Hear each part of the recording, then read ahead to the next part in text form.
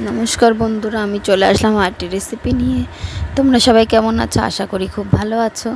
তা সবার আগে বলে দিচ্ছি, তুমি যদি আমার ইউটিউব থেকে দেখো তা চ্যানেলটি প্লিজ সাবস্ক্রাইব করে দিও, আর যদি ফেসবুক থেকে দেখো তাহলে আমার পেজটি ফলো করে দিও।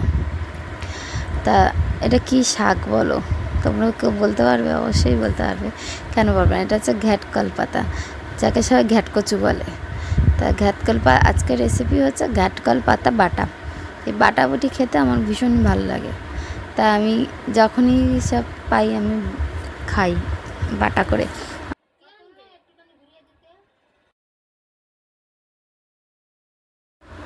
শাকটা ভালো করে বেছে ধুয়ে কেটে নিচ্ছি। কেটে নেওয়া হয়ে গেছে আমার। তবে একটা কড়াইতে তেল দিয়ে তেলটা গরম করে নিয়ে কালো জিরে, কাঁচা লঙ্কা, পেঁয়াজ, রসুন একসঙ্গে দিয়ে একটু তেলে নেড়ে নেবো হালকা করে। তো একটু লাল লাল হালকা করে ভাজা হবে, বেশি লাল করবো না, একটু হালকা টাইপের ভাজবো। ভাজা হয়ে গেল আমার।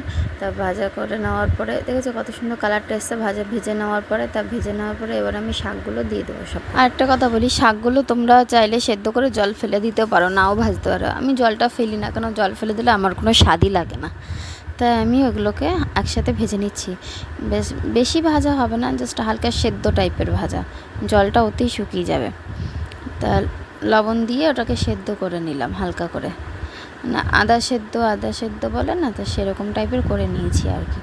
এবার এটা ভালো করে পেস্ট করে নেবো। তোমাদের শিল থাকলে তোমরা চাইলে শিলেও করতে পারো, শিলে বাটাকুটি করলে ভীষণ টেস্ট হয়। তা আমার তো শিল নেই, তা আমি কী করবো, আমি মিক্সচারেই করি সব কিছু। তো মিক্সচারেই আমি ভালো করে এটা পেস্ট করে নিচ্ছি। একদম মিহি করে পেস্ট করতে হবে, যাতে না কোনো খিচা ভাব থাকে। খিচা ভাব থাকলে খাওয়ার সময় ভালো লাগবে না। এটা ভালো করে পেস্ট করে নিলাম, নিয়ে এবার তেলে নেড়ে নেবো। দেখতে পাচ্ছ কত সুন্দর পেস্ট হয়েছে।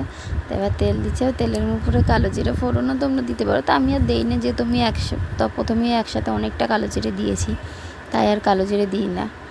তা একবারই ভেজে নিচ্ছি। তো দেখো কীরকম আঠার মতো লেগে ধরেছে, ঢালছি পড়ছেই না কিছুতে।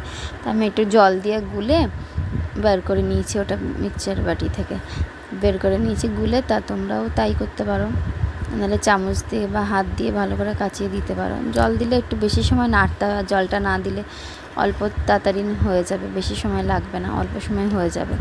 তো আমি একটু জল দিয়ে নিয়েছি বলে আমার একটু বেশি সময় লাগছে এটা শুকনো করতে। জলটা যতক্ষণ না শুকোবে ততক্ষণ তো হবে না, যতক্ষণ না জল শুকনো হবে ততক্ষণ নাড়তেই হবে, নেড়ে যেতেই হবে, নেড়ে ভালো করে শুকনো করে নিতে হবে।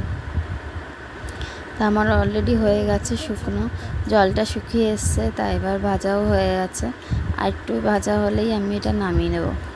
তা বন্ধুরা, তোমাদেরকে বলছি, ভিডিওটা যদি ভালো লাগে আমার চ্যানেলটা ফলো করতে ভুলবেন না, লাইক শেয়ার কমেন্ট করতে অবশ্যই ভুলবেন না, অবশ্যই করে দেবেন এটা।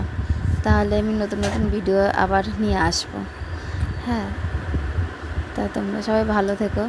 চলো বন্ধুরা, আজ ভিডিওটা এই পর্যন্তই। হ্যাঁ, লাইক কমেন্ট শেয়ার করতে কিন্তু ভুলো না, অবশ্যই করে দিও। চলো টাটা, বাই বাই।